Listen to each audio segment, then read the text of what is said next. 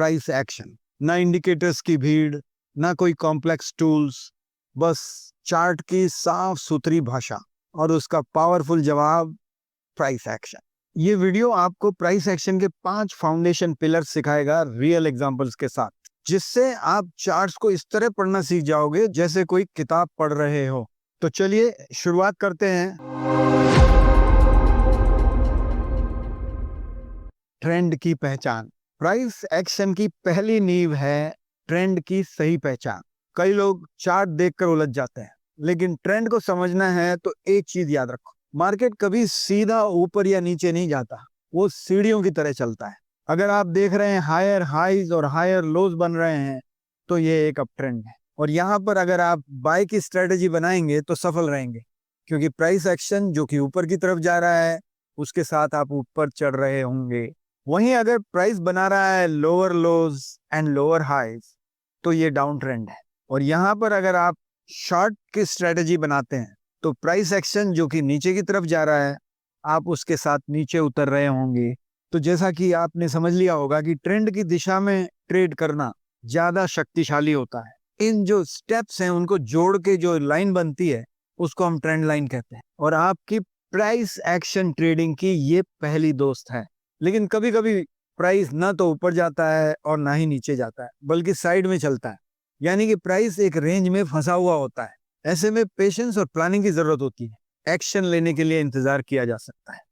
Support and resistance. Support और resistance को सिर्फ चार्ट पर बनी लाइंस मत समझिए, ये वो जगह है जहां भीड़ सोचने लगती और एक्शन लेती है। सपोर्ट वो लेवल है जहां पर बायर्स बार बार मार्केट को थाम लेते हैं, यानी कि जब प्राइस यहां पर आता है तो बायर्स आ जाते हैं और वापस से प्राइस को ऊपर चढ़ाने में जोर लगाते हैं, यानी खरीदना शुरू करते हैं। और रेजिस्टेंस वो लेवल है जहां पर सेलर्स बार बार मार्केट को रोक लेते हैं, लगातार सेलिंग करते हैं।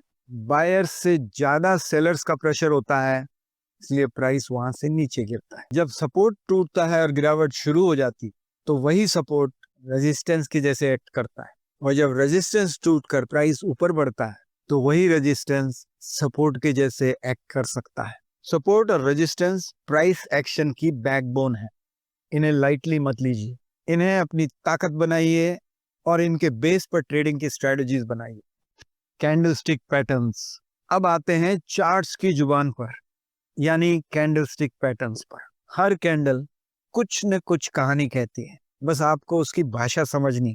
मैं 3 पैटर्न्स लेता हूं जो काफी पॉपुलर हैं, और उससे आपको ये समझाने की कोशिश करता हूं कि इनकी कहानी जो ये बता रही है उसे समझना क्यों जरूरी है और कैसे वो आपकी ट्रेड में महत्वपूर्ण भूमिका निभा सकती है।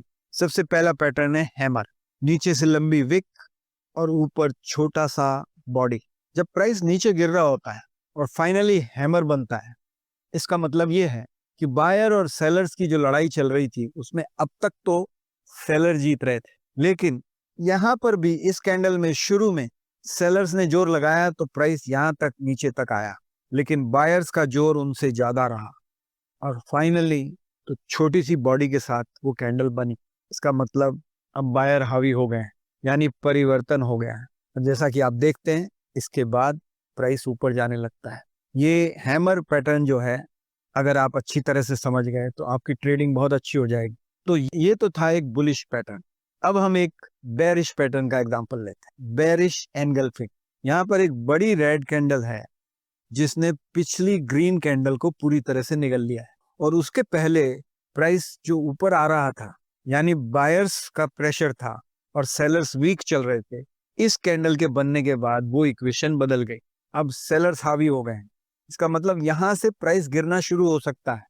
प्रोबेबिलिटी बहुत ज्यादा है, जरूरी नहीं हो, लेकिन 60-70% चांसेस हैं कि होगा। और यही हमें सीखना है इस भाषा में, कि ऐसी अपॉर्चुनिटी आए तो अगर हम ऑलरेडी लॉन्ग पोजीशन में हैं तो एग्जिट कर जाएं और शॉर्ट पोजीशन की तैयारी करें, क्योंकि अब आप जैसा देख रहे हैं प्राइस यहां से नीचे गिरता है। और एक एग्जांपल हम डोजी का ले लेते हैं। डोजी वो कैंडल है जिसमें सेलर्स और बायर्स दोनों में जबरदस्त कशमकश होती है, ना बायर जीतता है ना सेलर जीतता है, और छोटी सी बॉडी कैंडल के बीच में बनती है।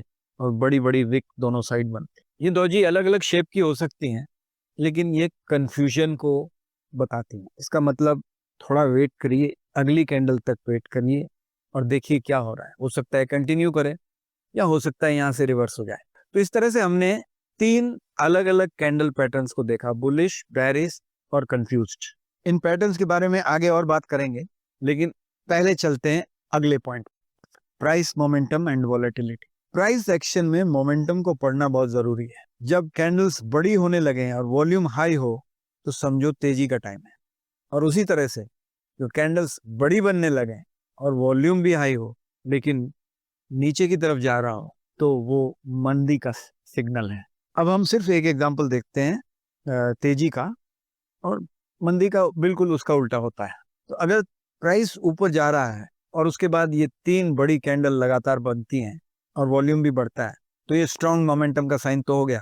लेकिन आपको मालूम है कि ये मोमेंटम अब थक सकता है, तो इसलिए अगर आपने लॉन्ग पोजीशन ली हुई है तो उसमें से एग्जिट कर जाइए, या फिर स्टॉप लॉस को टाइट कर दीजिए सो दैट थोड़ा बहुत और ऊपर जा सकती है तो आपको वो मौका मिल जाए। जो स्मार्ट ट्रेडर्स मोमेंटम के साथ चलते हैं और रिवर्सल से पहले एग्जिट कर जाते हैं वो ज्यादा सफल होते हैं। इसी को कहते हैं प्रॉफिट को प्रोटेक्ट करना। अगर सफल ट्रेडर बनना है तो ट्रेडिंग में ये बहुत जरूरी है। अब चलते हैं मल्टी टाइम फ्रेम एनालिसिस पर। स्मार्ट ट्रेडर सिर्फ एक टाइम फ्रेम नहीं देखता, वो चार्ट को कई एंगल से एनालाइज करता है। आप 2 या 3 अलग अलग टाइम फ्रेम देखकर ट्रेडिंग करेंगे तो ज्यादा बेहतर ट्रेडिंग और ज्यादा बेहतर प्रॉफिट कमा पाएंगे। तो दोस्तों, ये थे प्राइस एक्शन के 5 फाउंडेशनल पिलर।